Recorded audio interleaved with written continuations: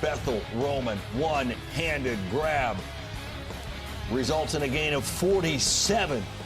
That's a nominee for the catch of the week, Dari. It should be. What about the throw? Again, out of the pocket by Marcel Reed, staying square, hitting his receiver.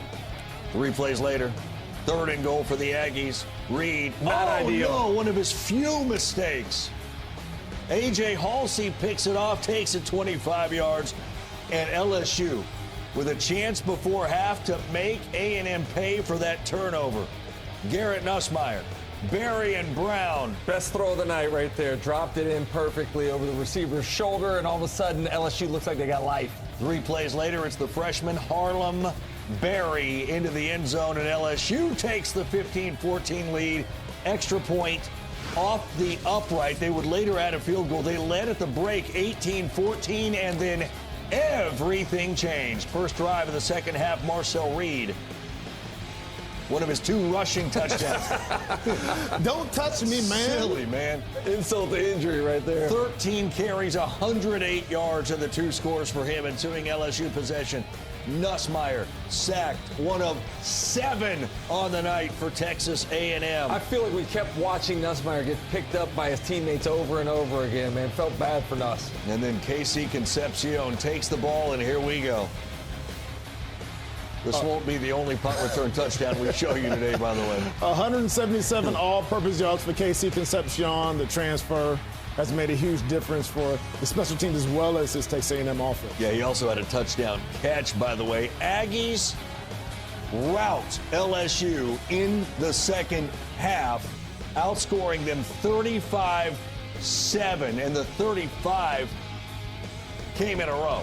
49-25, largest loss by LSU at home to a team not named Alabama since 1999, and the Aggies are indeed 8-0 for the first time since 1992. What impressed you most, I suppose, about what seems to be an all-around impressive performance? You ever see those old movies where they're in there tinkering with cars, modifying them, souping them up, and they're like, hey, let's go see what she's got. Let's open her up, see what she's got. I feel like that's what the second half was. They opened her up, and I don't even think they hit full top speed yet, but the dominance, and they stopped kicking themselves, shooting themselves in the foot, stopped turning the ball over. The offense was efficient. Marcel Reed could do pretty much anything he wanted to do. The special teams, Casey Concepcion with that punt return, and the defense, 5 sacks alone in the second half.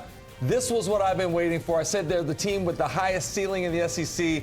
Finally, they put it all together in that final 30 minutes. Yeah, Marcel Reed is a problem. And watching him, he made plays, but he always looked downfield as he escaped the pocket. He starts off with that 41-yard touchdown. We knew he could do that, but the throws he made as he got outside the pocket, throws to Concepcion, throws to his other receivers, and then the resilience to bounce back from a horrible play. I mean, you throw an interception in the red zone, in the end zone, and then you come out in the second half and you score 35 points. He was excellent in the second half. He's a problem for every single defensive coordinator that's watching this, because you've got a guy that can score 2 touchdowns with his legs. He can throw it with his arm. And then just the complete way Texas A&M won this football game. They go on the road after going on the road last week. They go into a hostile environment, and they get a touchdown from special teams. They get big plays from the defense. Cassius Howell starts off with 2 sacks, and we thought he was going to go for maybe 9 because he was abusing the tackles.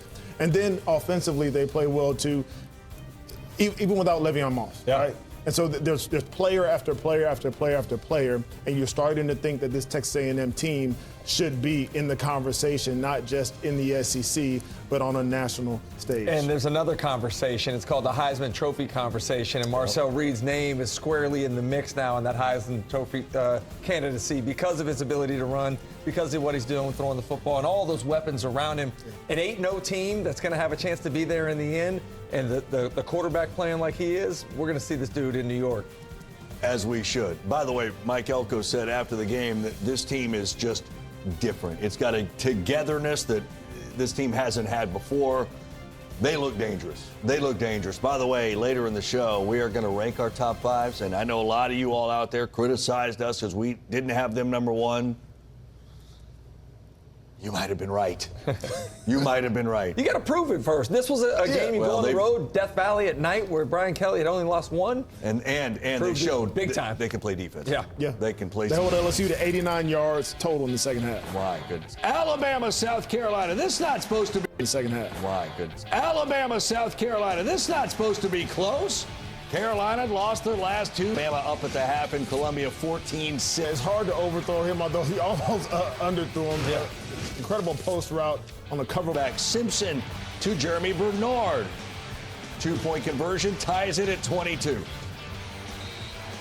And here's your game-changing play. And it's not South Carolina that makes it. Final makes its largest fourth-quarter comeback since the 2021 game at Auburn.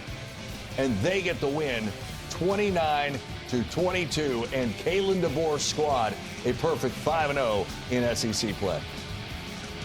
I think just the story of the game is resiliency.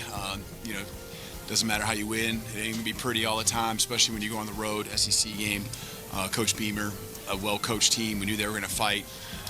Tough environment here, and just proud of the way the guys hung in there for 4 quarters.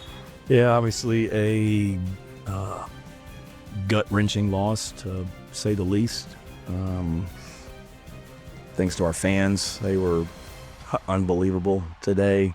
I mean, it was hard to hear throughout the game. What an environment. Really proud of our team and how they played today. It's not a surprise. I mean, I knew we would. I just told our team in the locker room, we got to finish. Losing their minds in there. We didn't finish, and they did. So that's a hurt locker room in there, as you can imagine. That is crushing for South Carolina. For Alabama, though, I love what Kalen said. It's not always easy.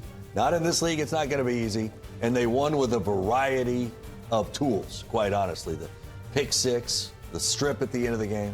I don't know why we assumed it was going to be easy. I mean, we talked about this historic 4-game stretch the last 4 games where they had beaten ranked teams. You don't think the energy level was low? You don't think they had to expend a lot of energy, gas to be able to go through that gauntlet and to go to Williams-Brice and play against a team that put up the fight like USC did? Give them credit. But at the end of the day, this was a team that never panicked. They went 5 of their 11 drives 3 and out. But yet that pass failure did not define who they were going to be. They put together a 79-yard drive to tie it, made the plays when they needed to, and then got the 2-point conversion. The defense held things together for the majority of the night, and that's the sign of a great team. When you may not have your best on one side of the ball, the other side of the ball picked it up, and the defense did until the offense could finally get some traction. Yeah, I thought Shane Beamer made a good point about the crowd. It was a raucous crowd down there in Williams-Brice for a team that has struggled. And I think they pushed Alabama to the limit, but in the end, it was the fourth quarter. You mentioned that they have 117 yards of total offense in the fourth quarter alone after only having a little over 200 going into the third quarter. Ty Simpson completes his last 8 passes, and then Jeremy Bernard, in the last 8 minutes of the game, scores 2 touchdowns to seal it. And so it really was about the resiliency. It was about a football team that, we've seen morph over the last several weeks and has a championship character. And I've got to say, the fact that they've had to go through this gauntlet builds that sort of character where you start to believe as a team that you're going to find a way to win. And in the SEC, it comes down to that in the very last minute sometimes. Good teams find a way to win, and teams that are struggling find ways to lose. As we saw in multiple games today, You feel for South Carolina. Certainly was not what they probably deserved, but credit the Alabama Crimson Tide. They have turned into one of the best teams in the country. Yeah, nothing has gone South Carolina's way, sitting at 1-5 now in league play after losing just 3 games in conference play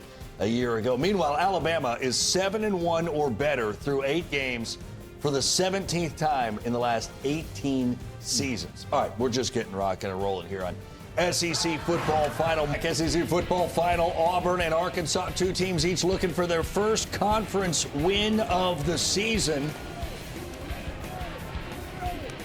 First quarter scoreless, 1st and 10, Auburn, Jackson Arnold, Cam Coleman. Cam Coleman, what a catch. Every single week there's a highlight of Cam Coleman with a dude draped all over him making the one-handed touchdown. Unreal. Arnold's first touchdown pass since September 20th. It was a disastrous second quarter for Auburn. There are 21 unanswered points for Arkansas, and you wonder how they're going to respond. They've typically withered when things go poorly. Would it be different today? That's Kenai Walker. 89-yard pick six. Arkansas up 21-10 third quarter. Stanford transfer Ashton Daniels, who was taking a lot of first-team reps in practice this week, said Hugh Freeze. Daniels' first appearance as an Auburn Tiger finds Eric Singleton for 48. I knew we were going to see him. 6 for 8 for 77 yards passing for him early in the fourth. Hogs up 5. One of 3 fourth-quarter Taylon Green picks. One of 4 fourth-quarter Arkansas turnovers. And 2 of them by that young man, Pleasant, on the